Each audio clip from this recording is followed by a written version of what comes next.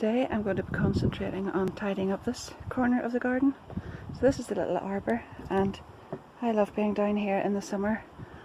Put a few things up in there, and I've got honeysuckle, clematis and a few other bits and pieces, but the decking hasn't lasted too well over the winter, and that was a new board put in and I didn't have enough stain to do it. So I've got some anti-slip decking stain, and that's my job for now, and then I'll get all that tidied up. And I can't wait to be down there later on with a little cup of coffee.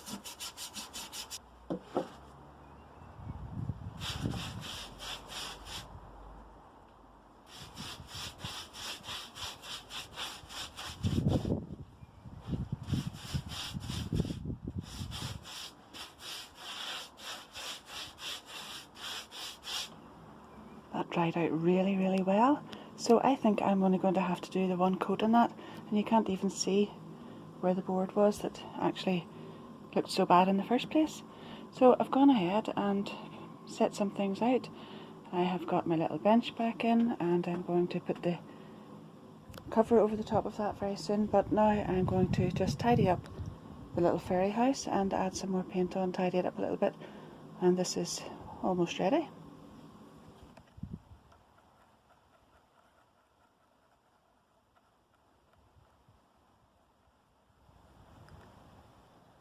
That's it, all touched up, and the door has just been painted in the same paint as the arbour, and then this time I have touched in the little mushrooms with some red paint, and the little table, and I painted the little squirrel as well because that was left natural wood before. I love that little table, and I love having a little cup of coffee at it, and that's going to happen later on, I hope, today.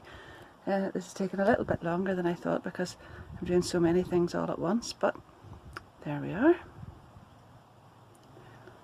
When I made this little fairy house, you can see I've added lots and lots of pieces and different things onto it there, and there's a full video showing how that was all put together on another part of my YouTube channel, so I'll add the link to that down below if any of you are interested, because it's a cute little addition to your garden, and I wasn't so sure that I wanted it so colourful. I wanted it more natural and more plain looking, but I actually like that with the little bit of colour on it now. But anyhow, you can check that video out too if you like.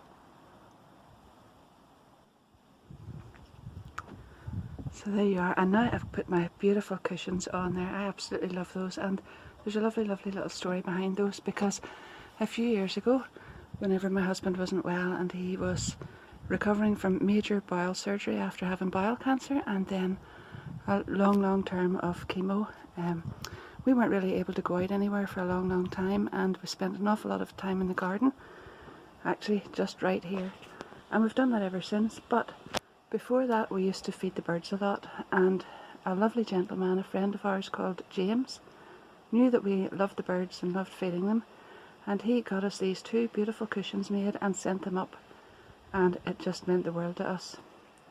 And we're always grateful to James for doing that, because it was so kind, and it has really just finished this off beautifully. And as you can see, Nico loves it too.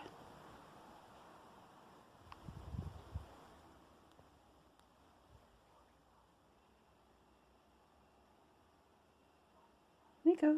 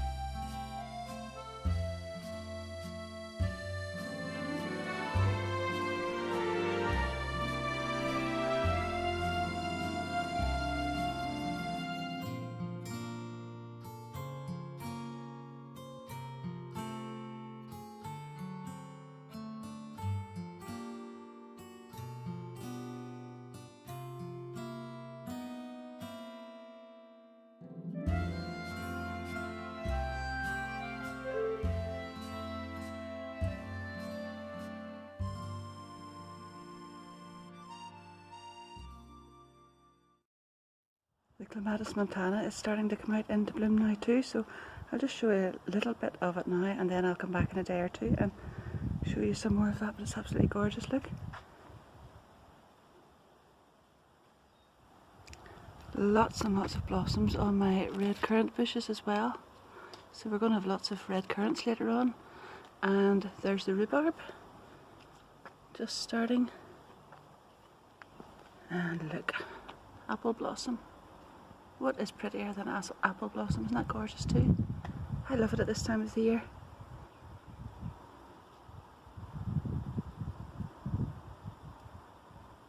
And I'm back into my happy place, where it's a bit of a mess after the weekend because I was very, very busy on Saturday in here. But look, there are some seeds popping up, going the wrong direction obviously because I should have moved them sooner, but those are, what are they? Apple blossom stalk. They smell absolutely divine later on, so I'll have some of those down at the arbour as well. I can't remember what those are, but as soon as the leaves get as soon as they get the true leaves on them, then I'll know. And this always makes me happy too. Carnations. So every time I buy a bunch of carnations, I always take a couple of slips off, stick them into some water, and they're going to end up in the garden before too long. And then we have the fuchsias and all sorts of stuff just beginning to come out now, and as soon as possible I'll get those outside, but it's just a little bit cold yet. But it's all starting to come together.